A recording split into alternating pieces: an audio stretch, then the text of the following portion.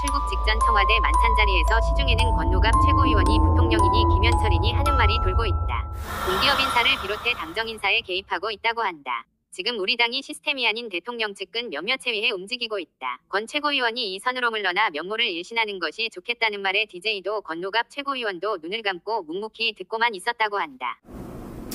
김대중 대통령의 그 가장 가까운 곁을 지킨 사람이 공고님은 당연히 공고님이어야 된다라고 생각을 했는데 그 자리를 사실 박지원 전 국정원장이 차지했던 것 아닙니까? 나중에는 하고 신건희하고 임동훈이가 했죠. 그래서 섭섭한 마음이 더 있었던 거 아니에요? 섭섭했어요, 사실. 그래서 내가 그때 박지원한테 상당히 섭섭한 이야기를 했어요. 지금은 뭐 가장 가깝게 지내고 있어요. 가장 가깝게 지내신다라고 하시는데 상당히 그 많은 도움도 받고 그랬다라는 말이 들었어요. 나한테 도움을 많이 줍니다. 상당히 고마운 사람이에요. 반면에 정동영 의원과도 상당히 얽힌 게 많죠. 네, 근데 내가 정동영을 상당히 예뻐했죠. 똑똑하고 그리고 예뻐했고.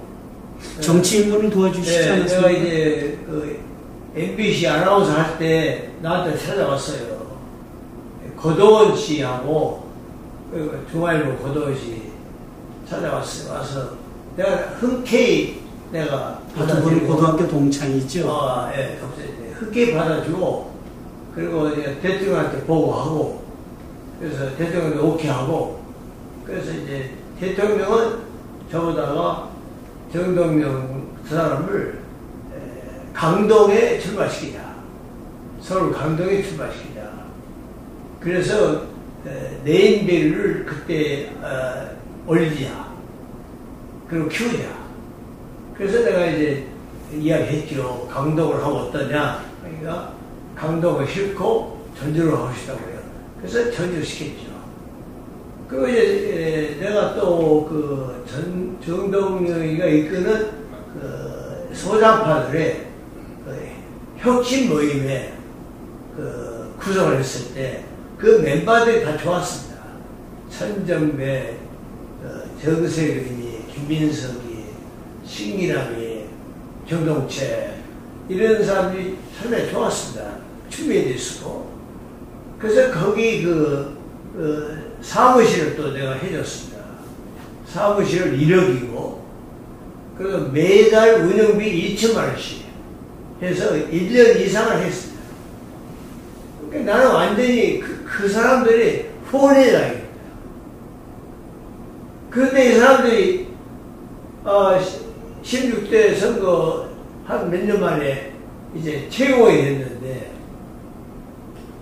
됐는데 이제 대통령께서 청와대에서 최고회의를 하는데 그때 이제 최고회의를 하는데 거기서 이야기를 하는데 이제 대통령 그 다음 날 저하고 같이 노벨상 받기 위해서 같이 뵙겠다고 갈 준비를 했었고 그리고 회의를 하는데 거기서 아무 말이 없고 진행하고 있는데 마지막에 정동영이가 대통령 앞에서 이야기하기를 대통령한테 말씀하기가 어려운데 내가 여기서 말을 안 할 수 없습니다. 이렇게 하면서 권노갑 최고위원을 우리 국민들이 보는데 부통령이랍니다. 그리고 제2의 김해철이라고 합니다. 이렇게 얘기해요. 대통령이 어이가 없죠. 그러니까 대통령이 오늘 회의 그만두자. 이것을 끝내고 다음에 노벨상 갔다 와서 다시 하자. 이게 된 거예요. 기자들은 수십 명이 밖에서 기다리고 있어요. 최고회의가 어떻게 진행해야 된다. 그런데 누구한테 이거를 어떻게 기자한테 말할 수 없잖아요. 그 당시 박병서 의원이 대변인입니다. 대변인이 가서 그런 말을 안 하고 적당히 이야기를 해서 끝냈죠. 그런데 이런 말을 정동리가 다 이야기해버렸어요. 그래서 온통 신문에 그냥 텔레비에 막 퍼져나가죠. 그래서 이제 내가 청와대에서 비서실장, 한강호 실장이 나를 불러서 대통령 만났어요.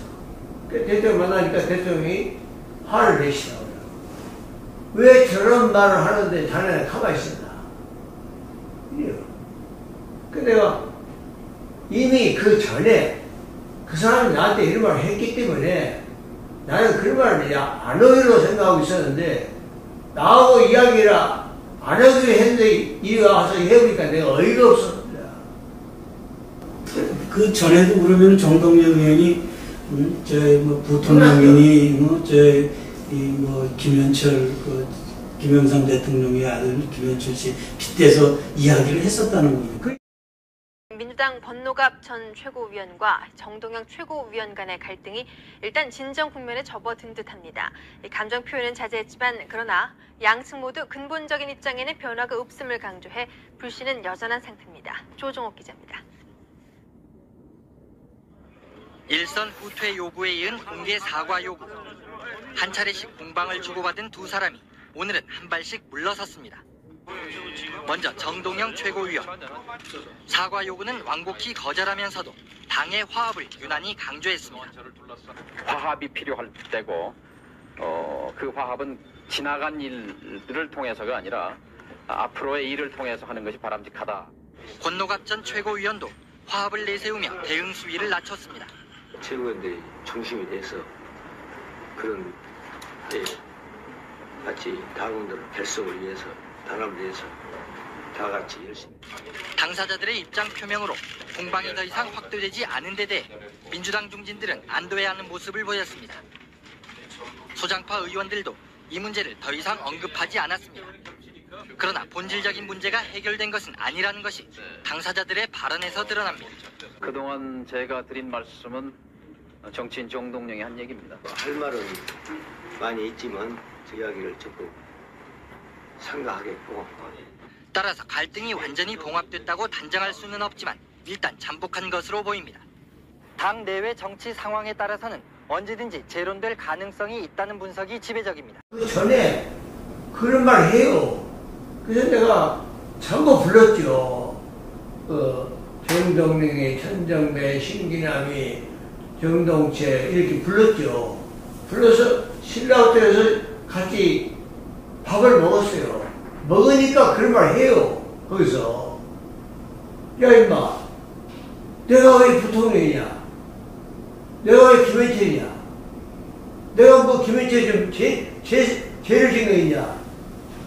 그럼 대한민국의 부통령이 어디 있냐? 그랬더니 거기서 자기들이 이야기하면서 그런 말이 있습니다. 임마, 그런 말이 있으면 그 사람도 네가 설득을 해야지. 그대로 말하는 사람이 있냐고. 맹세는 네가 최고인이고 그 소장파 대표인데 네가 잘볼 때 다 알고 있는 사람 지인데 그 사람들이 그런 말 하면 아니야 내가 보는 건너가면 그거 아니야 이래야지. 예차이처럼. 예차이는 네하고 짓고 있지만 예차이는 너희들이 그렇게 할 때 대해서 반대하고 있지 않냐.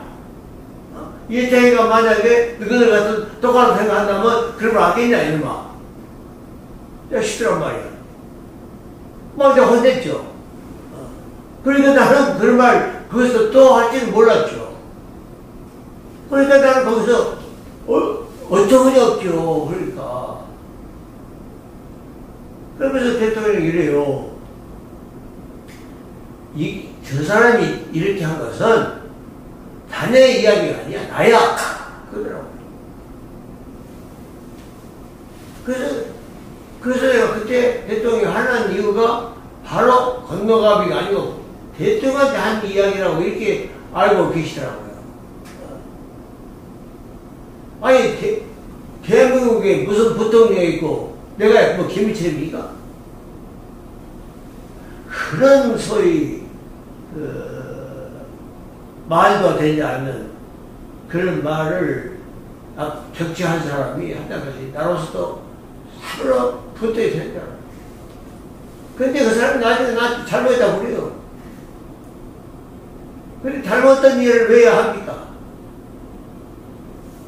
그래서 내가 다 참았습니다. 참고, 그래도 그 사람을, 옛날 못지않게 그렇게 사랑하고 도와주고, 또 지난번 15대, 17대 선거 때는 내가 직접 전주까지 가서 선거도 했어요. 도와줬습니다. 지금도 변함없이 내가 사람 사랑하고 좋아합니다. 네, 과거의 그 감정은 다 푸는 거. 다 나는 원래 마음에 갖고 있지 않습니다. 다 풀어보고 그리고 다 더 좋게 하고 그래요.